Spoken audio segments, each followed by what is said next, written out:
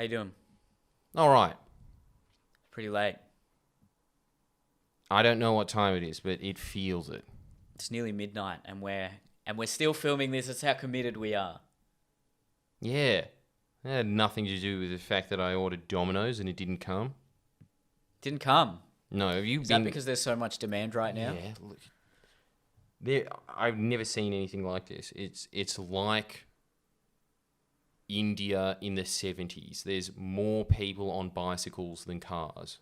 So many Uber Eats deliveries. Uber Eats drivers are raking it in. Yeah. They got a lot of work, don't they? Uber Eats. Yeah, they'd be shelf stackers and those bikes. Yeah. Those, to quote Isaac Butterfield, fucking cyclists. It's the only time that I've ever been dude, why do you hate them so much? Now I get it. And they're probably much more efficient now because there's no other cars on the road. Yeah. So yeah. they... But what, so your pizza just did not come? No, they just cancelled it.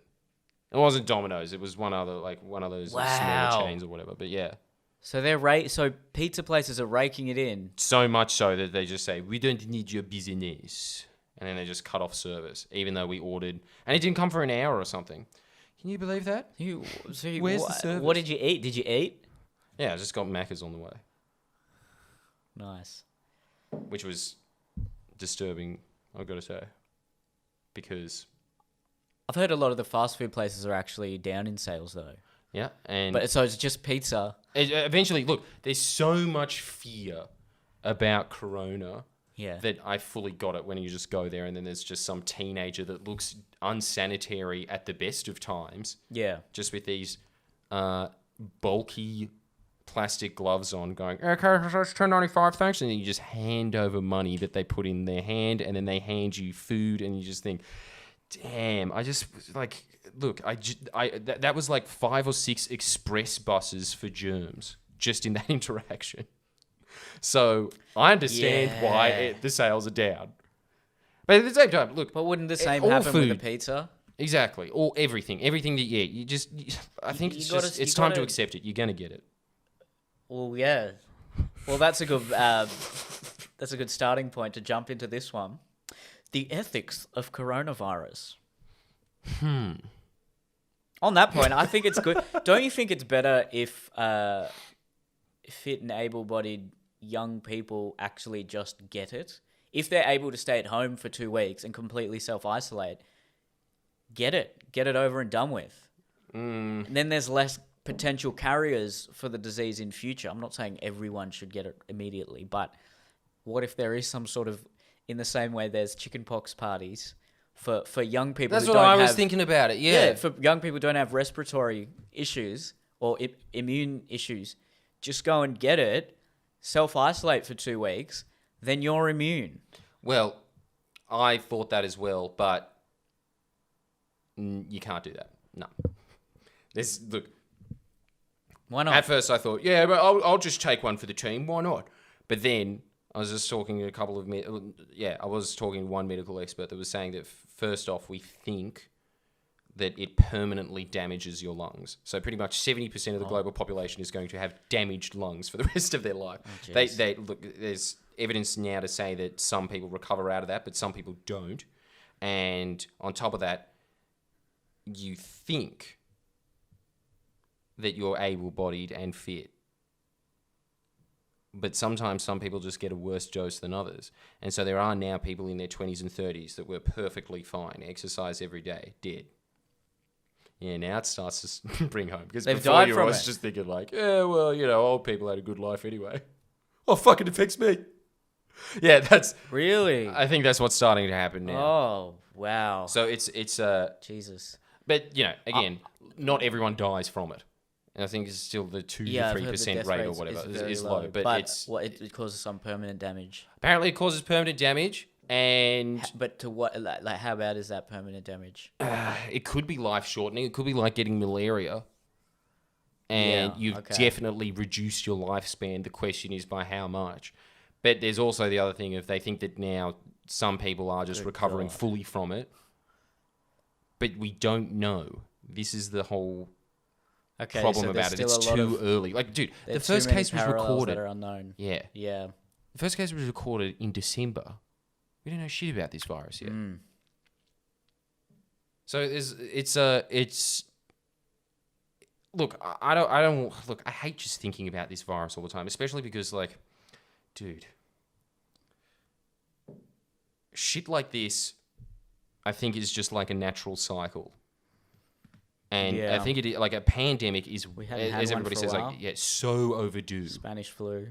It was the last big one, wasn't it? Then we had these bullshit ones like SARS and what was the other one? Ebola. Like Ebola killed a lot of people in Africa, but it just stayed around there. It didn't go global. Spanish flu actually killed more people than World War One and World War Two combined. I don't have the exact figures because back then there wasn't really an accurate way of measuring populations. Yeah? But I'm reading a book now that said it most likely killed more people than World War One and World War Two combined. So what? We're talking... Fuck. What is that? Is that like 15, 20 million? Something like that? Yeah, in the tens of millions, yeah. That's what's going to do they it. don't know, because they don't know exactly how many, and then, how many died from the flu or died from complications. Well, that's the thing that, from it, and then they couldn't, they lost their job and then they died from starvation. So whether or not they died directly from the flu, the point is like it was the root cause of tens of millions of people dying. Like a high percentage of the global population back then. Well, it's always the case. I mean, they say that the biggest advancement in medical history was rubbish tips. Just figuring that out. Like, the further that you can remove disease away from people, less people die. Yeah. And that's the same thing that would have happened in World War One and World War Two. I don't know the exact figures, but I'm sure that a huge chunk of that, maybe even the majority, didn't actually die from bombs and getting shot. It would have been gangrene from getting shot in the leg. It would have just been unsanitary conditions. Surely a lot of that would have factored into it. That's true. So it's, I think that, look, it's obviously bad. On an individual scale, it's a tragedy. But when you think about it on a global scale, like, it should have happened to humanity a long time ago. Like, we've done way too much sinning. I'm surprised that it has taken that long between Spanish flu and now for something. But that's just because medical advancements have gone so far. Yeah. It is really weird thinking about that one escaping out of China. But something had to develop that was airborne and is able to travel like that. Everything else, modern technology, because of the WHO and whatever, they're able to just contain things really quickly. And the Spanish flu disproportionately affected men in their 20s. It affected men a lot more. What's going on there? I don't know if there was some sort of that was the virus itself would be more would just infect men, or was it more just because men were out and about and women back then probably just had to stay at home. I don't know, and they would have just been in really dirty things, just digging forcibly ditches self-isolating. on force. Yeah. That's probably what. Yeah, was where happening. are the feminists now, huh? You want to stay at home, don't you? When there's a pandemic. Think about it. That's what I don't know if it actually just affected men. But a lot of men in their 20s... Look, the life expectancy back then was also... Even in Western countries, it was like 50. So, for whatever reason, it still affected men in their 20s more. And not... Yeah, because they were able-bodied. That would have been the case. And they would have had they're probably out lower-level jobs because they were younger. Yeah. So they would have been on mass construction sites. It also didn't affect children and things as much. Well, they're not working. I'm sure a lot of those kids were working. But also the other thing is that I think kids' immune systems are just better than adults. I'm not sure about that. But I think also, they weren't working like 20-year-old men were. They were the ones doing all the heavy labor en masse in gross, unsanitary environments like coal mines and things. Late 20s, apparently. Weaker. I think that must be it. I'm getting to that point. Damn. Happens fast. What do you think about the current situation we're in? What are the sort of general ethics around it? Because we're obviously making huge sacrifices to protect, to protect everyone, but to especially protect the elderly and the vulnerable. To what degree are we, as just moral beings, expected to act and in accordance to that particular code? And, how much do we give up to protect the elderly? It's a broad question, I know, but I just want to use it as a springboard into a discussion. The way I think about it is, look, I've got an 86-year-old grandma. If someone said to me, would you give up your job and whatever money you have now and to save her life? Yes. But then collectively as a society,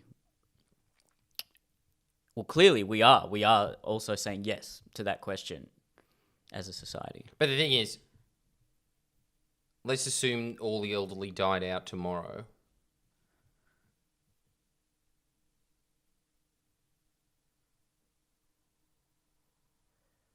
I suppose their wealth would get transferred onto their kids. I think if you asked a lot of the elderly, should society make these huge sacrifices for you? And then just a quick caveat, I know that the virus doesn't, it affects everyone, but I'm just talking in they're this more particular exposed. Context. Yeah, one, they're more exposed, and this is more of a hypothetical, ethical question more than, I'm not actually practically saying this is what we should be doing. If you ask them, should society make these huge sacrifices for you? I think a lot of them would say no. But the thing They is, would say we're in our 80s.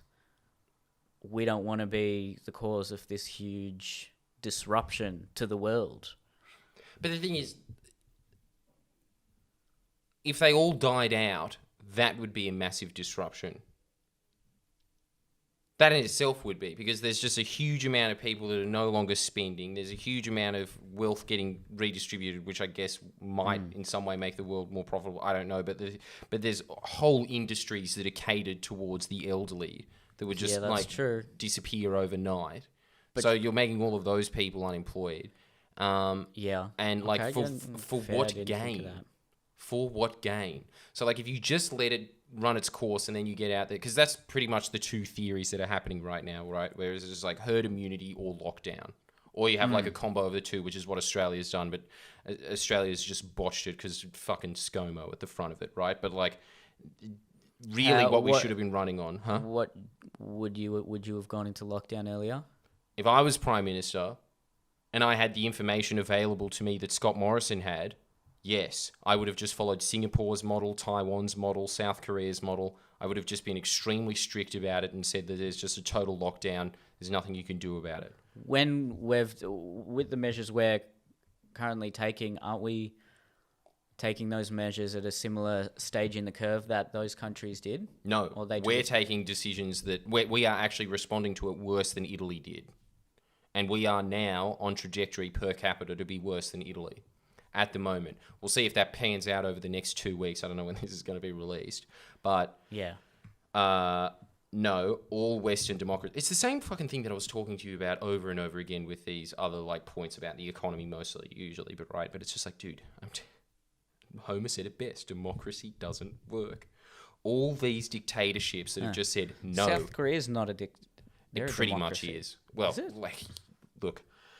I mean, so Singapore. Singapore's technically a democracy. But the thing is, like, all of these Japanese states are a lot more, I hate using these words, but I guess, like, authoritarian than like, you know... Is that enforced by the government, or is that just more their culture? I think it's sprang up from their culture, definitely. That they've just got this inherent respect, been training because of Confucianism to respect power. And so nobody ever questions power in these countries, right? Like if you are earning... That's still different if it's culturally caused than versus the government forcing people to act in a certain way. Which is exactly why someone like Pakistan, for instance, because I was saying that to my friend when I was there, I was just saying, man, as if a dictatorship wouldn't be better for a third world country, because at least it could marshal the resources and kind of build the country. Like there'd be someone there at the helm, this brain that has ultimate power saying, I'm building this industry, you know? as opposed to a democracy where it's just a free-for-all, right? Yeah. But they were saying they tried it numerous times to have a dictatorship in Pakistan. Didn't work. Yeah. A democracy kind of functioned better for that country, and it was because they don't have the same mentality that countries like Singapore and South Korea and Taiwan have, which I guess is another reason why Australia doesn't have what it has. But another reason that we don't have it is because, all of these doctors... If the government had said 3 weeks ago, all right, we're going in full lockdown, people just wouldn't have... Well, they're not doing it now, Listen, are they? yeah, exactly. It is a cultural thing. But the thing is that also there's, again, you can see it. ACT, New Zealand Labor, Victoria Labor, even Queensland Labor, all of them have had better responses than the New South Wales Liberals and the federal Liberals. In fact, Scott Morrison is so inept and incompetent that all the premiers, including Liberal premiers, just voted the other day a vote of no confidence in the National Cabinet. That's where like all the premiers and the prime ministers meet to say like, what's going on with the economy, what's going on with healthcare, all that kind of stuff, right? They were saying that Scott Morrison is so inept that they are just saying like, look, we're just going to do our own thing from now on. There's no national strategy here. We're just the states are just going to act on their own. Okay. So what's happening there is that I think it's just the same thing as always. 2,500 doctors wrote a letter to Scott Morrison saying, you have to do something about this 3 months ago. He completely ignored it, as he ignores all fucking expert advice. When shit started actually getting serious, then there would have just been a bunch of companies like Qantas and stuff being like, you can't lock us down, that'll kill the industry and stuff. And he'd be like, yeah, I suppose you're right. And so he would have just kept everything going.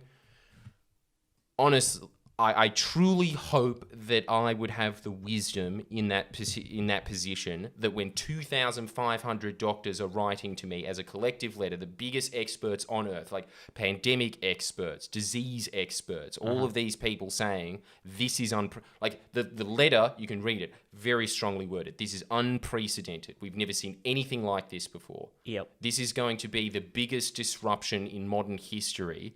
And Scott Morrison's just like, no, you can still go. I want to see the Sharks next week. No, like he just didn't give a shit. So, look, yeah, I think that the moral thing to do is what those Asian countries did. Lock it out. Even if you're talking about like, you want, even if like old people are like, yeah, I don't mind dying off and stuff like that. It's just like, it will crash the economy. It will completely disrupt how the economy works. Yeah. And it will shorten apparently, I don't know, because again, like I don't even start reading into the health bits of it because I'm too scared. But it'll start disrupting everyone's lives. As in, it'll shorten a lot of people's lives. Yep. Okay. So I don't think there's like a moral argument to just, well, look, and see, here's the other thing, right? Like, okay, from a societal perspective, yeah. But dude, from a natural perspective, the herd needs to be thinned. Sure. There shouldn't be 7 billion people on Earth. Yeah. Well, yeah, then there's that argument as well. But what do you think? Well, I don't know. That's why I just posed the question. I honestly don't know, because do you at least think that there is some level of conflict there, but with as early as possible, the lockdown according to the doctors versus... do you think it is just entirely safety and health versus the economy? Because we're talking about when you do shut down all these industries and go into this lockdown, that is massively affecting people's health, mentally, physically, and in the long term it will too. Yeah, but the thing is, it's just like there's is no it a sort of that's going to happen anyway? There's that going to happen anyway, but it's also just that thing of like a pandemic, whatever decision you make is going to be bad. Yeah. You just have to choose the less worse option. And clearly the less worse option, both economically and for health, is a total lockdown. That's obviously the most, I think anyway, the most moral choice would have been that one. Unless you're factoring in the environment, then I would have thought that like, yeah, maybe that. Because, dude, I mean, this says it all. You've seen those pictures in Venice, right? Where for the first time in 100 years. Yeah, I mean, that says it all, doesn't it? Sure. It's very... Okay. I don't know. Nothing makes me feel more bittersweet than the fact that there is a dolphin in the... What are they called again? Canaries? estuaries, whatever it is, the things in Venice. There's a dolphin there. There was a dolphin there. Wow. Yeah, that says a lot. It says a lot. And that, hasn't been seen in, I can't remember, but it's not a living memory thing. Yeah, well, then that's another component that you can put into the discussion as well. The planet, the morality of behaviors which adversely affect the planet versus it's not just us, young people versus old people, or the economy versus public health. There's that third factor as well. And now you're getting into grey area. And look, not for me personally, I'll choose the planet every time. Like I was saying this from the very beginning of the pandemic. Honestly, if there was... What if it resulted in your death? That's what I'm saying. Is like, I truly believe this. I really do. That if the pandemic was sweeping through and I personally got the disease, I wouldn't have this woe is me perspective of it. I'd be like, okay, I'm taking one for the team. I truly think I would. Okay. Like, I really... What if you were in a hypothetical situation where it was... that would never really exist. So there's no point asking that. What? What? Just, like the health of the planet versus your life. If someone had a gun to your head, if God was like, I'll kill you. But then you'd have to ask, okay, to what degree am I improving the conditions of the planet and things like that? Yeah, so it's not really a realistic question. Well, what if you look at it this way? There are those three conflicting moral conundrums. So there's the best situation for the planet, the best situation for public health, and the best situation for the economy. Now, we don't really... Because this is so much of... It's so interlinked. Is unknown. There's so many unknown variables when it comes to public health. True. We don't actually know what the best situation... According to pandemics in history, yes, it's social isolation, lockdown, that sort of thing is going to at least flatten the curve and allow our health resources to at least take care of everyone that gets it. There's also a huge unknown variable with the economy because you don't know what the long-term ramifications of a 3-month lockdown would be versus a disruption where it's just left to go throughout the economy, and how many people are going to die, how many people would really, how would that adversely affect the economy? That's also a massive unknown variable. You can somewhat quantify, you would be able to quantify, like, all right, if we lock down for 6 months, I'm sure economists would be able to have some idea of how that would affect the economy. So there's a bit more of a known variable there.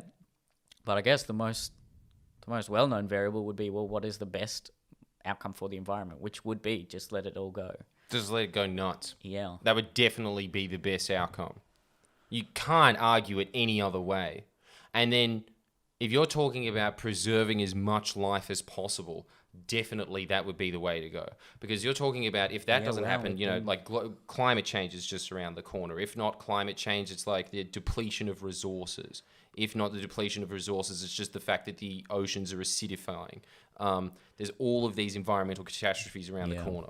So then the thing that lessens suffering when we talk about not just human suffering to the highest degree would be just letting the virus run its course. Yeah. Well. Yeah. Dude, if you're going to take big picture, if you're looking big picture. You're right, because yes, if you take into account animal suffering and if you say that the planet is an entity in itself that suffers, then definitely. Oh, and I mean, look, there is a reason that these diseases come from like population explosion zones like Africa and China. It's because resources are so depleted and it's so overpopulated and it's so dirty in these countries that, gnarly shit starts evolving. It is a response. It is a response from nature just being like, can't take it anymore, need a break. Yeah. And what I am kind of hoping, I think that the silver lining of this all is that it will redistribute the economy naturally. Now, obviously, huge corporations are going to be the benefactors of this massively. But the overall, look, things like this constant governmental subsidy to housing, that's going to have to stop. That's a big win for millennials. Mm-hmm. Things like franking credits. If things get too lean, I mean, look, already things shut down for a week, and the Reserve Bank just announced, we're going to make 8% of GDP just magically exist by printing more money. That was, we're not even in full lockdown yet. And they're already talking about these historically unprecedented, more or less theoretical economic moves. Like, we don't really know what the long-term effects are of just quantitative easing. These Inflation, wasn't it? Yeah, that's true. But it didn't happen in America, where there was just like it's been like 10 years or whatever. It's a move that's kind of just like, let's just see what the fuck happens. Because it's like, it's a controlled quantitative easing theoretically. I don't even know how true this is, but theoretically it's just a more controlled version of just what Zimbabwe did, which was just printing too much money. There's supposed to be some measurement there to it, but the thing is that, like all of these things are suggesting that there is a huge reorganization of the economy happening as we speak. And at the end of the day, maybe that's better for the long run as well. Because it's the same thing that happened. Like, situation got so desperate during the Great Depression that you elected your Franklin D. Roosevelts, and in Australia you elected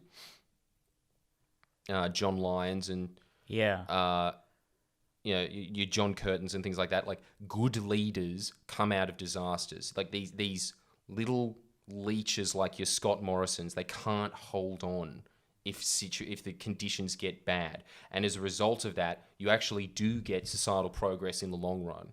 So again, it's kind of a question of like, maybe it's better if it gets worse. And I'm not talking about in the immediate short term. Yes, that's true. But like, 70, 80 years from now, the reason that America is in the position that it is in today, which is still not great in comparison to the rest of the developed world, is because of the reforms that Franklin D. Roosevelt put. Like, nothing in America has really happened. There's been little shifts here and there. Obviously, you can point to big, like, department changes and stuff like that, or invasions or whatever. But in terms of like the actual structure of how society works, hasn't really changed since Franklin D. Roosevelt in the Depression.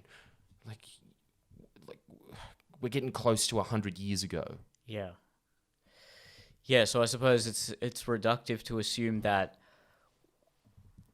Well, it's silly to say that the economy can just operate structurally as it always has after this. Even if we were to just let the disease run its course and there was no lockdown, there would be a massive structural either way, reshaping yes, of the economy. But if you let the virus, it's not going to be like it's going to be 3-month lockdown and then whatever job you had before, you're just going to go in and walk right in and everything's going to be the same. That's not going to happen. No. As I was saying in the previous podcast as well, there is already massive corporations are figuring out, we can shave off all of this excess fat that we've been wanting to get rid of off the labour of our enterprise for years, right?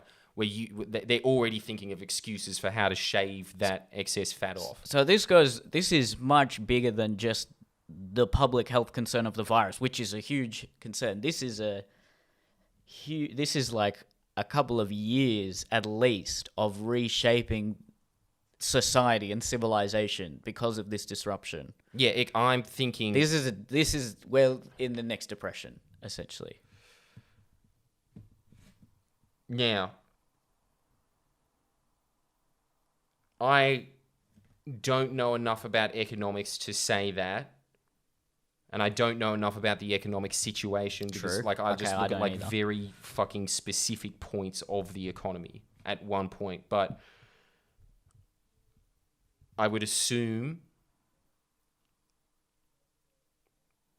that every depression and every recession is different, and it's brought about by somewhat different conditions. There's usually a constant there. There's usually things like what's been happening here of just like a huge market control, too much money being poured into big upper echelon things, and just it kind of becomes a house of cards after a while, because you're just hollowing out society so much by all this money getting sucked up to a few institutions that everything just kind of collapses, and those institutions collapse in on themselves. And you have to do things like what Franklin D. Roosevelt did, which is like breaking up banks so that they don't have this monolithical power, right?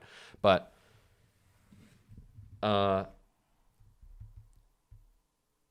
yeah, there's going to be some constants that are the same. I don't know if economic theory has become more. Look, economic depression theory is not the right. But yeah, it could be a depression, but the thing is, it'll look different. It'll look different. It's a massive. Well, we've used that word a lot, but it's a huge. It's a disruption, and it's going to facilitate huge foundational changes in the way society and civilization operates. Yeah. Because you know what? Yes, if the corporations are shaving the fat, if you will, already automation was a process that was happening. This is actually going to speed it up, if anything. Yeah. Because now they're not going to rehire people. No. They're just going to say, all right, we'll just build some robots. Yeah.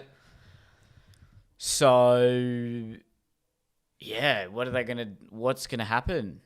Everything might be a bit cheaper, but the people will be all out of work. But see, here's the whole thing. I think what people don't understand when they say that you're just going to have to... yes, true. On a societal scale, that's probably what's going to happen. But the other thing is that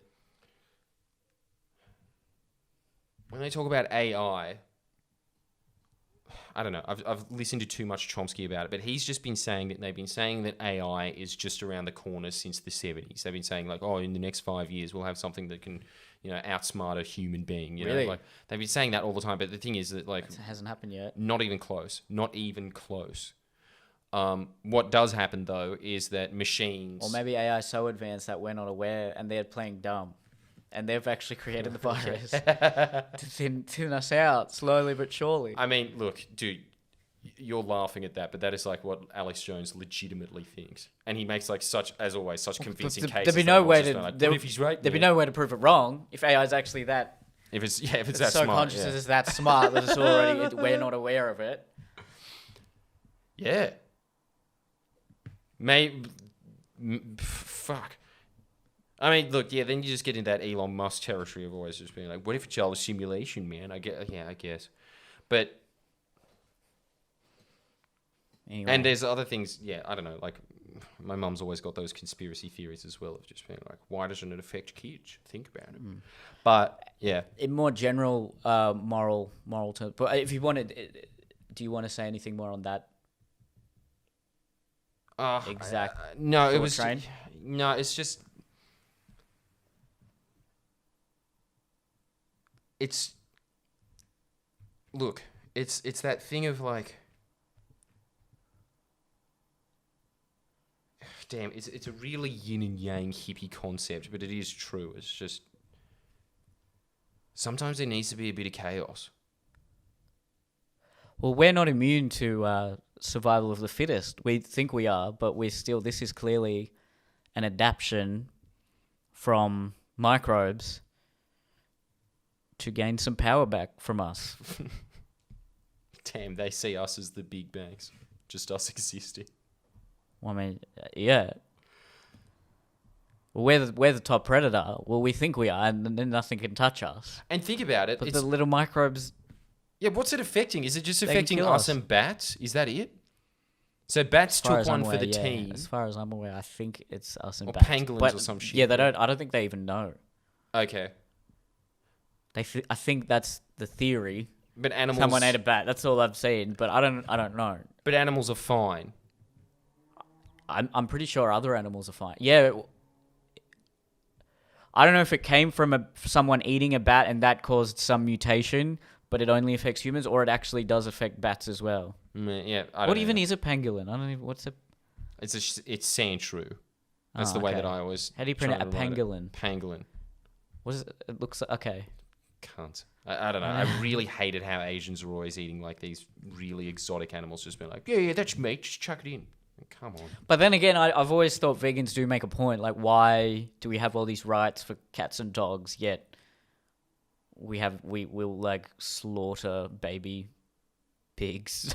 No, What makes there's cats no, and dogs special? no, there's nothing. Whereas these Chinese are consistent. That's true, actually. Like, yeah, yeah, just eat yeah. them all. Anything. That's, I wouldn't say it's more Yeah, they're moral, taking a but more it's hardcore. it's a more morally consistent stance. Yeah, it's consistent.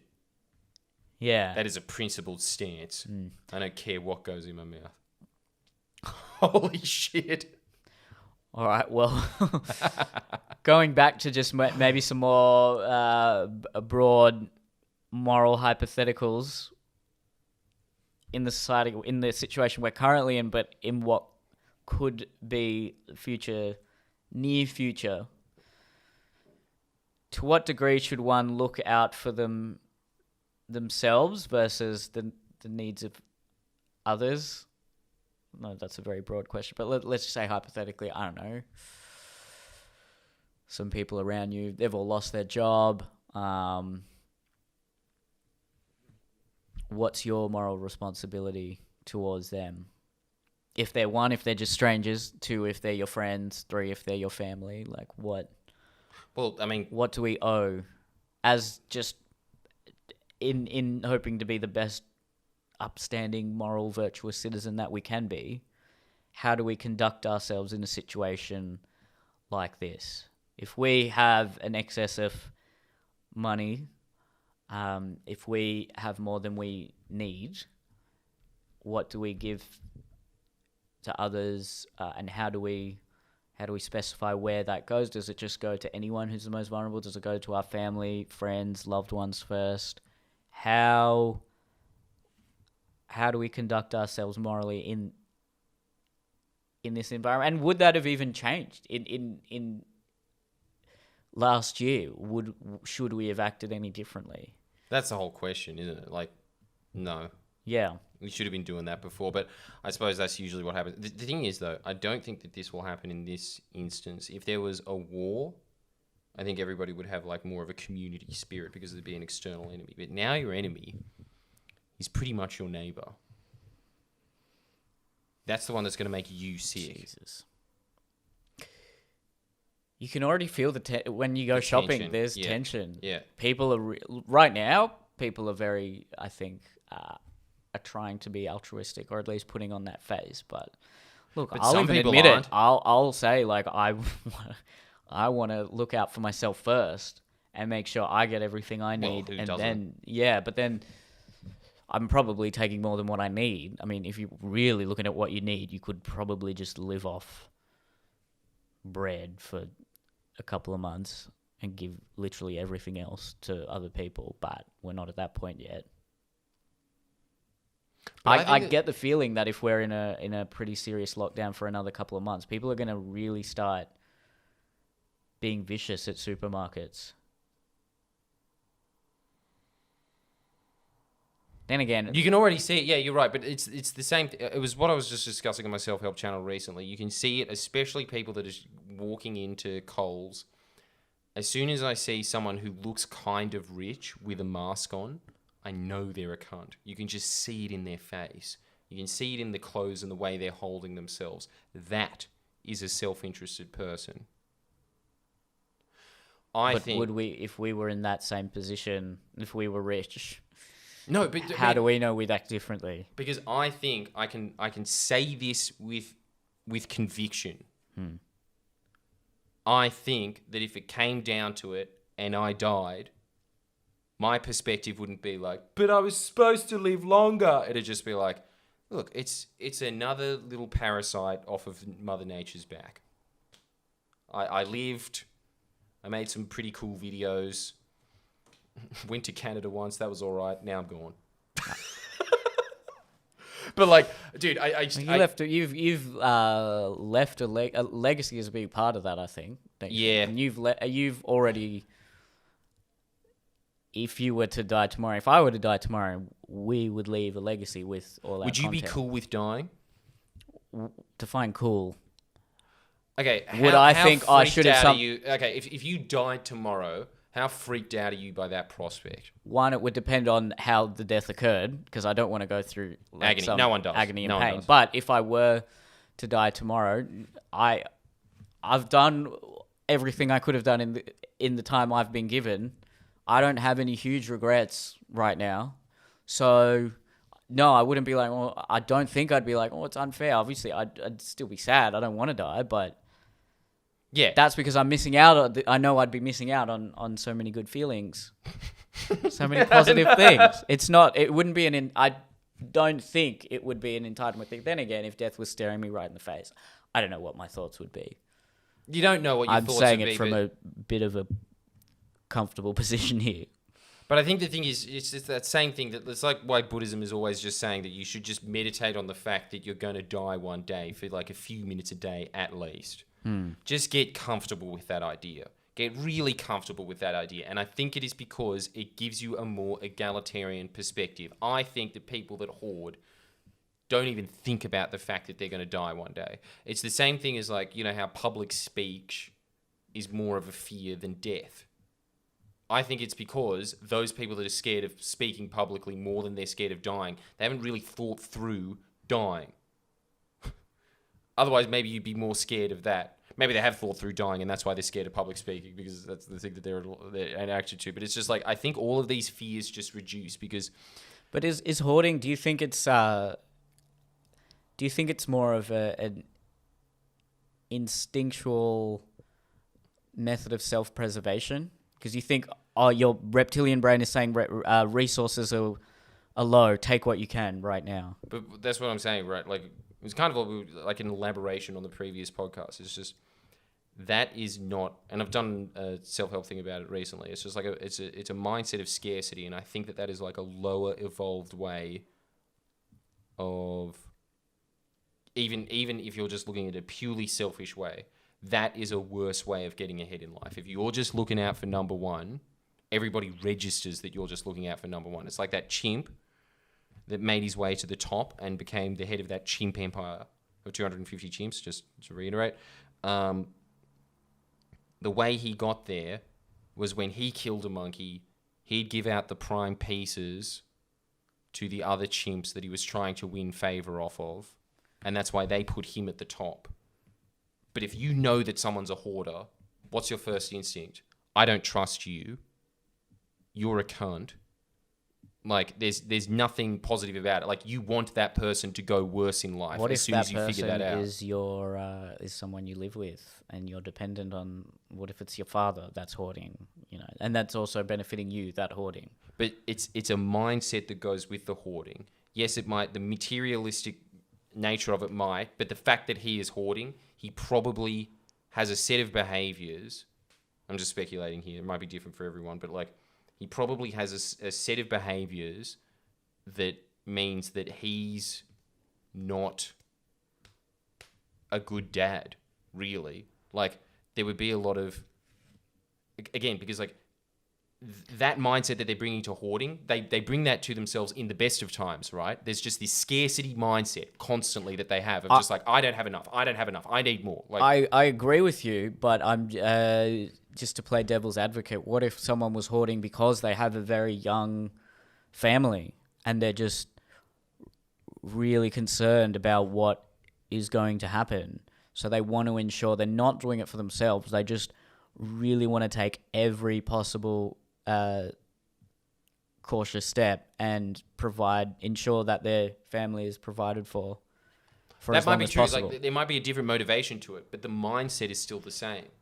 The mindset is still, there is scarcity here. It's not about like, it's not focusing on opportunity. How do you expand? I think that's what happened. Like, both of us. It was apparent in the podcast that we did a few weeks ago where we were just saying that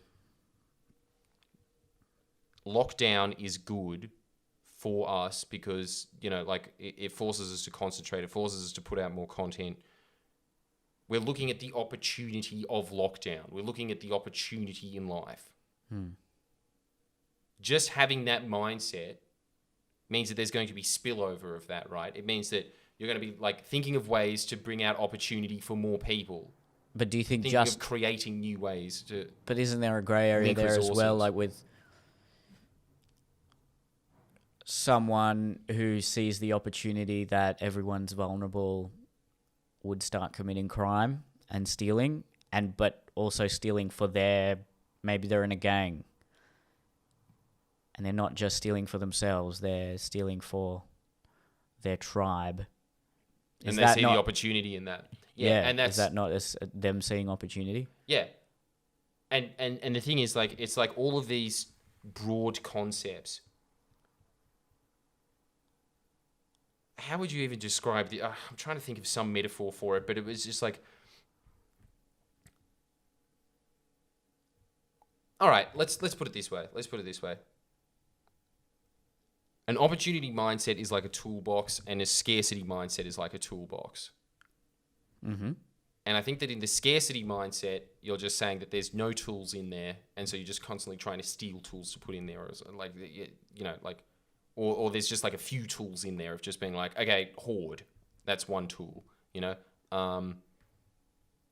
Someone's trying to get that fucking toilet paper, I'm just going to push them out of the way, and I'm going to get the last toilet paper. Those are the tools there. Opportunity would just be like, okay, you know, I don't know, make more videos. Okay, there's no food at Coles. Oh, but there is this kind of food. Oh, okay, let's just test combining, I don't know, like cloves and spaghetti together. Let's see what that tastes like. You know? Sure, but that's still implying that there's still a relative level of abundance there. What if there was just nothing on the shelves at Coles? What if it gets to that point? If it gets to that point... Can you still have you know, it would just be a big test of your character then. It's a test of your character. Can you confidently say that if there was no food on the shelves at Coles, you wouldn't have some sort of reptilian instinct to just bash someone and take their food? Like, I can't say that with confidence. I don't know, because I've never been in that position. I hope, and I would like to think I wouldn't act like that, but I don't know, because I haven't been tested. Yeah, but now this is going to be a huge test for this. I don't think it'll get that bad, but I hope not. But if it were to get that bad, it would be a huge test for a lot of people who have lived very, very comfortable lives. That's true. But like in Viktor Frankl's, like, As a Man Thinketh, this was a guy that was in Auschwitz, and he was a psychologist, so he knew all the ins and outs of different mindsets and stuff like that. And he was noticing that, you know, the people that were going to die, or like on average would die more than the people that survived. He said, first of all, the main way that you knew that someone was going to die, they smoked all the cigarettes they had. And so they kind of just decided that they were going to die. Yeah. So there's a small hoarding mentality there. But he was saying that the people that lived were the people that would share like the little bits of amount of fucking nutrients that they got in their soup or whatever. If they saw that someone else was having like a bad day or something like that, they'd give a bit there. Again, because it gives off that thing of like, you're doing me a solid, I'm going to do you a solid. You're a good, trustworthy person. You're creating like allies, right? It doesn't matter how scarce the resources are. You can always have like an abundance mindset as opposed to a scarcity mindset of I need all the fucking soup to myself. If there's a certain day where you're like not as fucking starving as you normally are, you know, you figure out like little ways to parcel out the little resources that you have. And yeah, like the more dire a situation gets, the more people are going to just be like, fuck, I don't have enough, you know? They're the ones that are going to panic. But I think the people, especially in those situations that have a better chance of survival, are the ones that just kind of constantly are keeping their mind on opportunity. They're thinking of like, you know, how do I make this situation better? Not like, we're all going to fucking die, I better take shit, you know? I better just like ransack while I can. Okay. I think that's the point that I'm getting at. It's like, yeah, we are like, there's no chance of Australia starving. So it's just ridiculous that people are hoarding to begin with. So there's a psychology there, and it's a sick psychology, I think. And I think that that's like a real reason that a lot of developed nations, you'll see this happen all the time. It's really, think about this, right? This is always like one of the most heartbreaking things I've ever heard, is like Cambodia. First of all, the Americans just bombed the shit out of it during the Vietnam War because they suspected that there were supply chains there. I think it's still historically questionable if they even did have supply chains there, but they, like, you know, just absolutely decimated the area, killed 1 million people from the bombs. It just devastated farmland. That's the thing that like got Pol Pot to rise, because it just created so much like destabilization of an already poor country. The Pol Pot came there. He didn't know what the fuck he was doing. He was also brutal, so he killed 2 million more people. Then the Vietnamese came in and they invaded.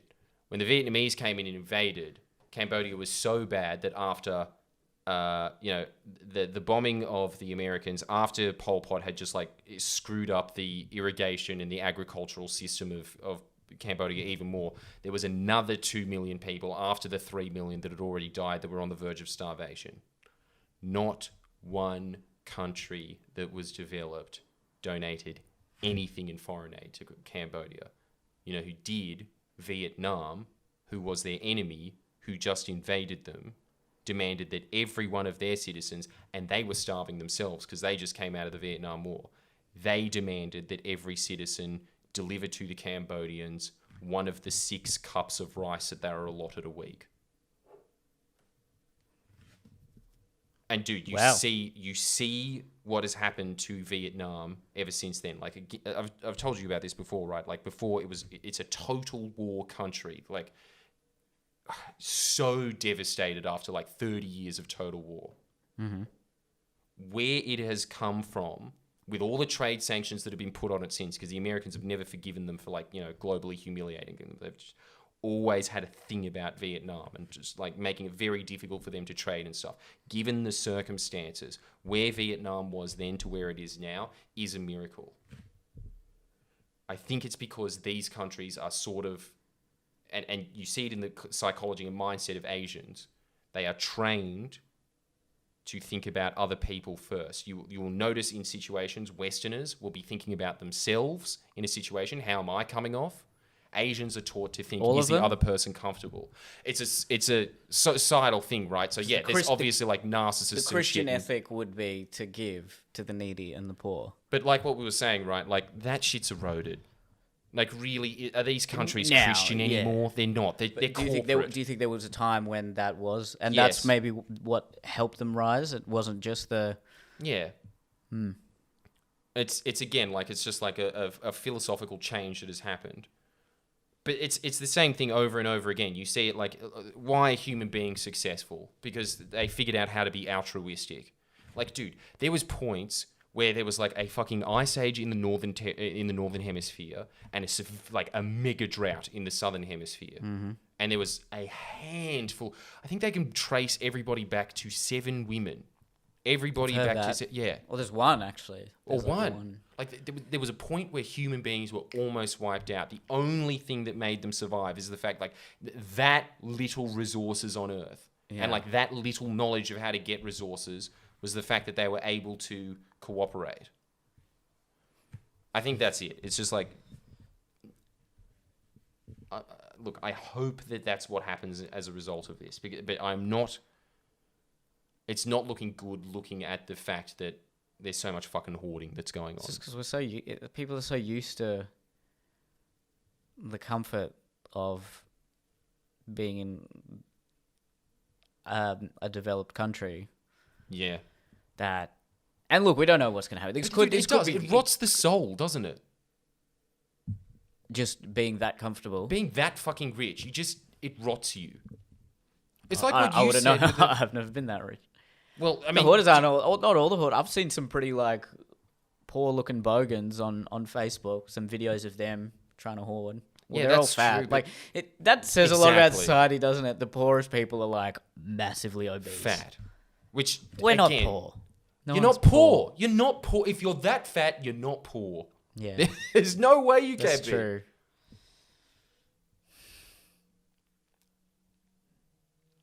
I don't know, man. Yeah, Interesting.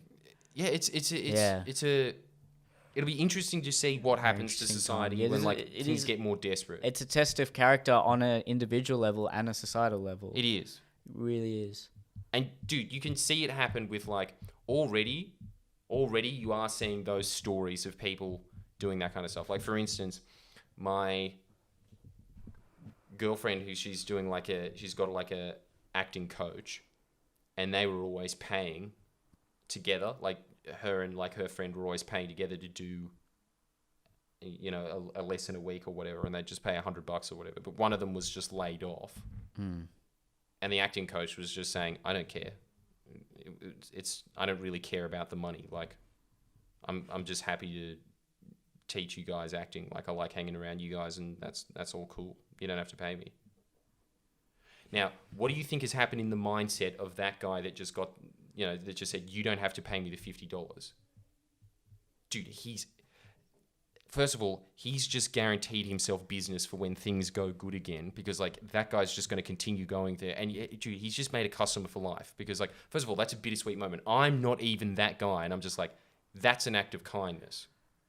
I'm going to give you the service that you've been paying for years for free because you're doing it tough. You can still come here and do that. That guy for the rest of his life is going to be like, that guy's a champion. There would be other variables there. How financially comfortable that acting coach is. If he has a huge amount saved up. I don't know if it is, versus man. if. Well, I don't know. Also struggling. I'm just saying that there are other variables there. But yeah, I do agree. But like, dude, the thing is like, thing. What else are you going to be doing with your time anyway? That's the other question. But like, yeah.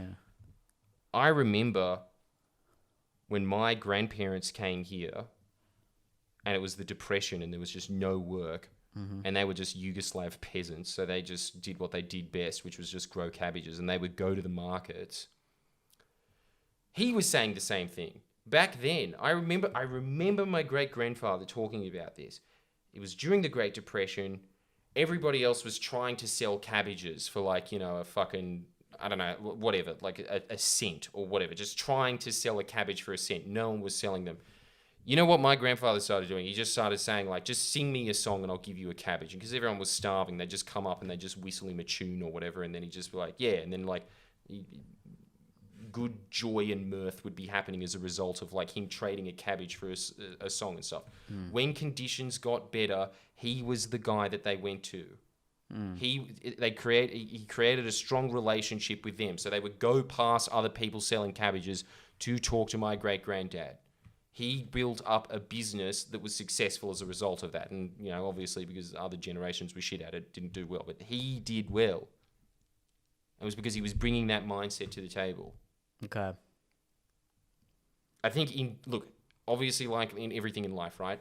Life is random. Some people that are absolute cunts are going to be billionaires. Some people that are really nice people are never going to be. But I think really for your own personal psychology and like the long trajectory of life, you are better off going for that abundance mindset of like, I have a lot to spare. I have a lot more to spare than I think I have. Yeah. All right. Well, I think we've got to wrap this one up. Sorry. Yeah, no, that's all right. Let's like I didn't have a lot to say on this subject. I just wanted to ask some questions more than anything. We'll see what happens. This one's going to be an interesting one.